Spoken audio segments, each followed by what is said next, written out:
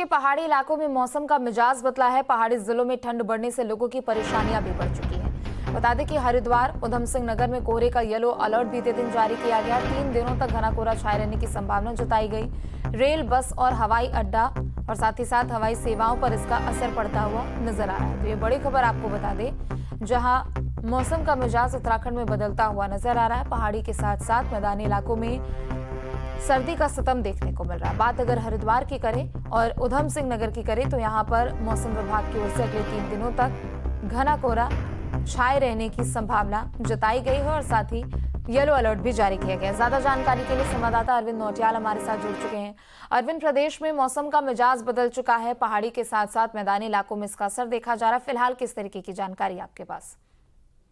जी, आपको बताना चाहूंगा कि जब दीपावली का त्योहार होता है और दीपावली के त्योहार के बाद मौसम में परिवर्तन आ जाता है और नवंबर, दिसंबर और जनवरी और फरवरी, ये जो 4 महीने होते हैं, ये काफी ठंड इन महीनों में बढ़ती है। और मैदानी इलाकों में जो कोहरा होता है, कोहरे के साथ साथ जो सड़कों पर जो पाला जमता है, उससे कई दुर्घटना होने की संभावनाएं बन जाती हैं, जिसको लेकर मौसम विभाग ने भी 3 दिन का येलो अलर्ट जारी किया हुआ है।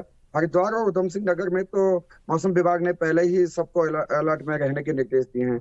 और साथ ही जहां तक मैं पहाड़ी जिलों की मैं बात करूं, तो पहाड़ी जिलों में भी लगातार ठंड बढ़ने लग गई है। ठंड के साथ साथ जो सड़कें हैं, वहां पर पाला जमने लगता है।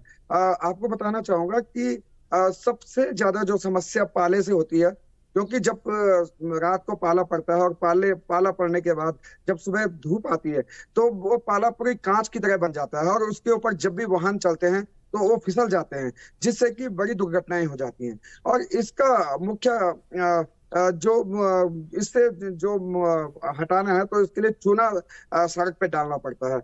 लेकिन टिहरी की मैं बात करूं तो टिहरी में भी ठंड बढ़ने लग गई है और टिहरी में जो नगर पालिका है, उसकी लापरवाही यहाँ पर देखने को मिली है, क्योंकि उन्होंने अभी तक सड़कों के पर अभी ना तो चूना डाला हुआ है, ना ही अभी तक उन्होंने अलाव जलाने की कोई व्यवस्था की है।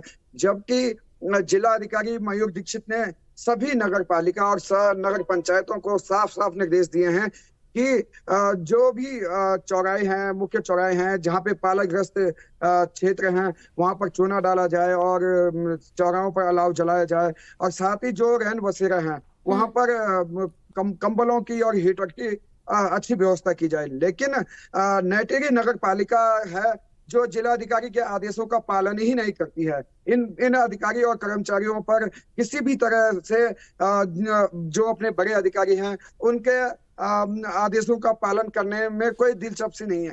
तो कहीं ना कहीं जो नगर पालिका है, नगर पंचायतें हैं, इनकी लापरवाही भी देखनी होती है।